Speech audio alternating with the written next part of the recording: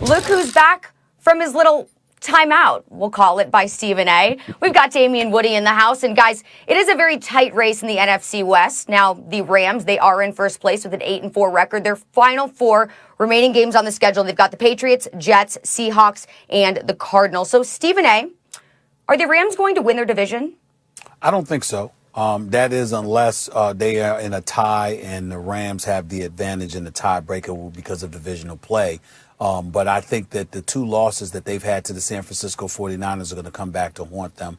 I think in the case of the Seattle Seahawks, I think they will beat the Rams. They lost to the Rams earlier this year, but they will beat the Rams. I don't think they're going to lose to the Rams 2 times in the same season. I look at it from that perspective. I also look at Seattle having the Jets and the Washington football team and the San Francisco 49ers as its other 3 games. I think their schedule is slightly easier.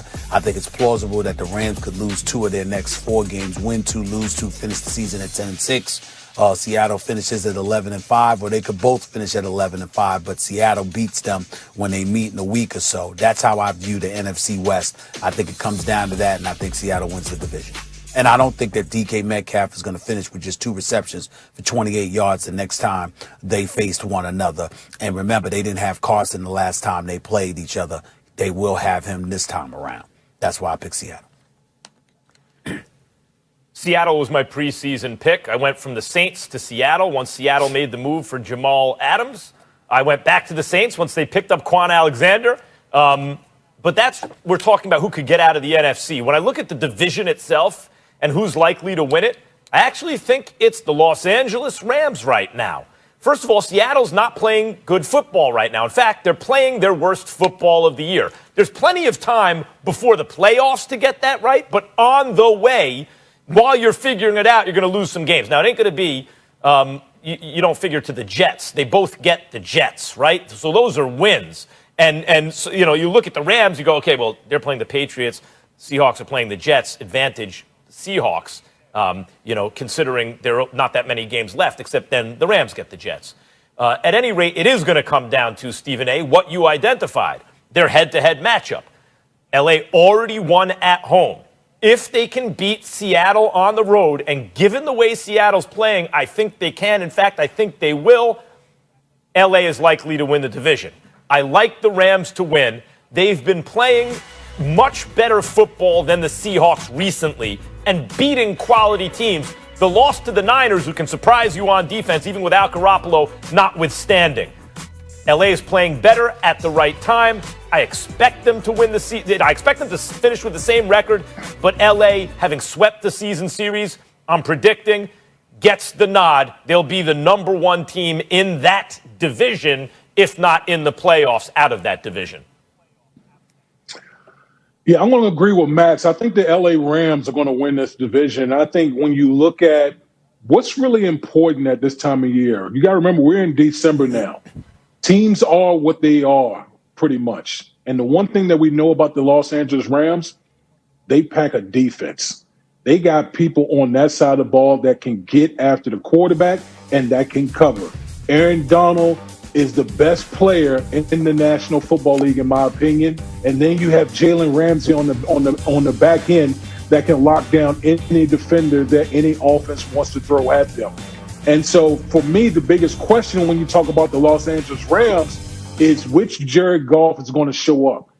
The Jared Goff on the road that's been outstanding, or the Jared Goff at home that's been pathetic. I think that's going to be where Sean McVay is going to have to clean some things up offensively, get this running game going, and get Jared Goff kind of sorted out consistently down the stretch.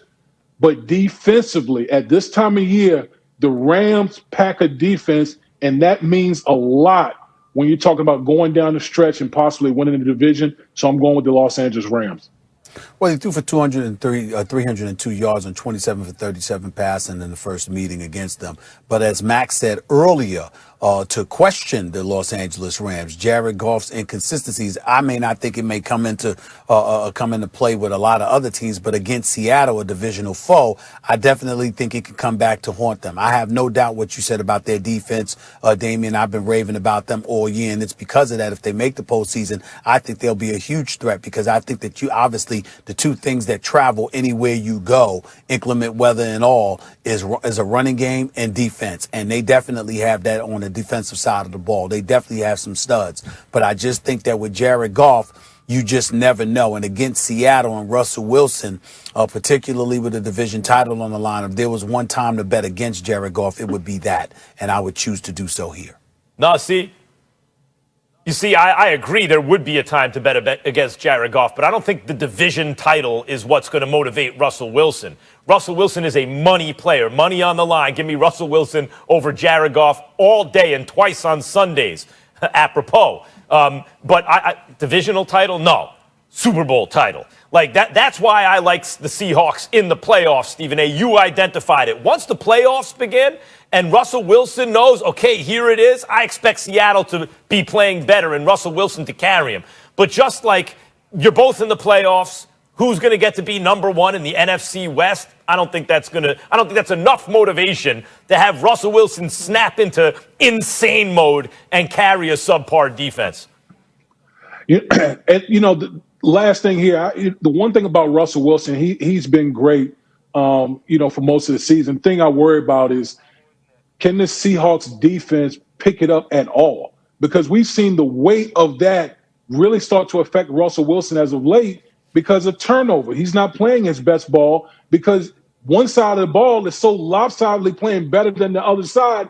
And for me, that's why I lean towards the Los Angeles Rams, because they're a little bit more of a complete team than the Seattle Seahawks. Yeah. Well, ESPN's FBI give the Rams a 66% chance to win their division. All right, guys, let's transition to a team that's not doing so hot. Talking about, of course, the Cowboys.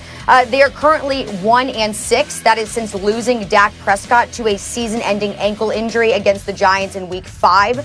Yesterday on NFL Live, Marcus Spears had some thoughts on whether Dak should still want to play for Dallas. Dak Prescott's significant upgrade with what the 49ers have right now. And if you want to look for a franchise that has stability, the San Francisco 49ers is that franchise. They are in no rush and ain't no time soon they moving on from Shanahan or Lynch, and he would make them different. All right, Marcus saying that Dak should want out of Dallas. He wants him to go to the 49ers. Max, what do you think? Where do you think Dak should go? Well, if I were Dak, I would stay in Dallas. But if I were going to leave, guys, it's too perfect. Look around. What team is heading in the right direction? New culture, the whole thing that would stick it to the Cowboys? What's the Washington franchise missing right now?